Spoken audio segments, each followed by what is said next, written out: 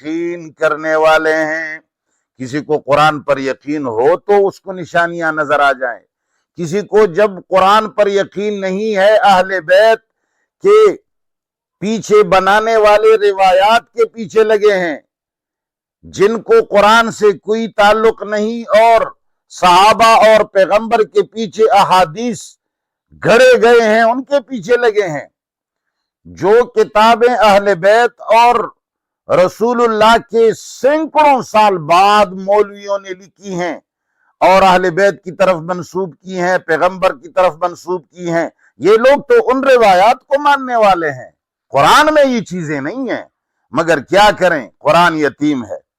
شیعہ بھی قرآن کو نہیں مانتے، سنی بھی قرآن کو نہیں مانتے، عیسائی بھی قرآن کو نہیں مانتے، یہودی بھی قرآن کو نہیں مانتے، مشرکین مکہ بھی قرآن کو نہیں مانتے تھے، آج کل ہم بھی نہیں مانتے۔ ہم وہ قرآن مانتے ہیں جو قرآن ایرانیوں نے صحاح ستہ کے اندر جس کا نقشہ پیش کیا ہے۔ شیعہ اس قرآن کو مانتے ہیں جن کا ان کے مولویوں نے صحاح اربعہ کے اندر جو نقشہ پیش کیا ہے۔ تو شیعوں کا ایمان حقیقت میں اپنے کتب اربعہ پر ہے، وہ قرآن کو اپنی 4 کتابوں جو ان کے مولویوں نے لکھا ہے، ان کتابوں کی روشنی میں قرآن کو ڈھالتے ہیں، اور سنی صحاح ستہ کی روشنی میں قرآن کو ڈھالتے ہیں۔ قرآن دونوں میں مظلوم ہے، قرآن ہر عمر میں مظلوم تھا۔ قرآن صرف پیغمبر پاک اور صحابہ نے مان لیا تھا، پوری دنیا کے اوپر غالب آ گئے تھے۔ اس کے بعد جب سے قرآن کو چھوڑا گیا، مسلمان مغلوب اور غلام ہے اور غلام رہے گا۔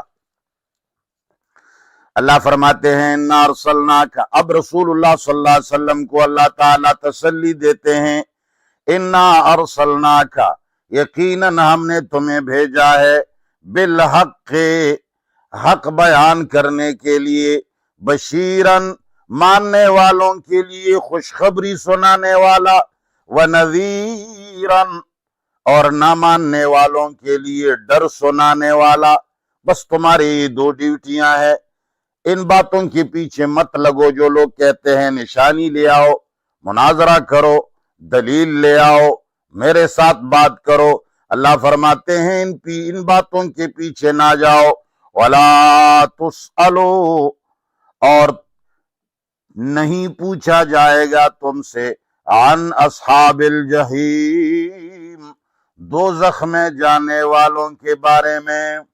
اگر یہ ساری دنیا قرآن کا منکر ہو جائے، صحاح ستہ اور صحاح اربعہ کو ماننے والے بن جائیں، رسول اللہ کی طرف جھوٹی منسوب کی گئی باتوں اور اہل بیت کی طرف جھوٹی منسوب کی گئی باتوں کی طرف جانے لگے، جائیں سب جہنم میں جائے، اللہ فرماتے ہیں پیغمبر تجھ سے سوال نہیں ہوگا، چلے جائیں۔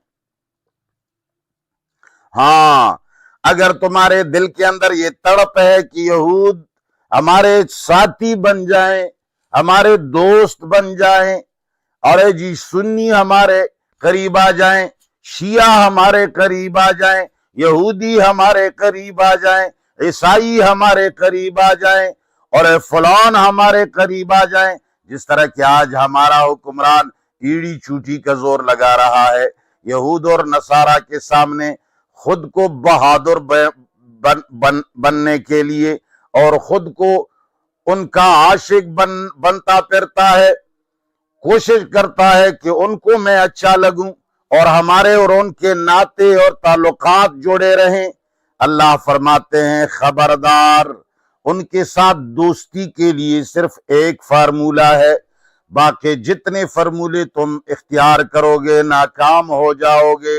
وہ تم سے تب راضی ہوں گے جب تم اپنے دین کو چھوڑ کر ان کا دین اپناؤ گے۔ آج ہمارے پاکستان کے اوپر وہ حملہ کیوں نہیں کرتے؟ ہم نے ان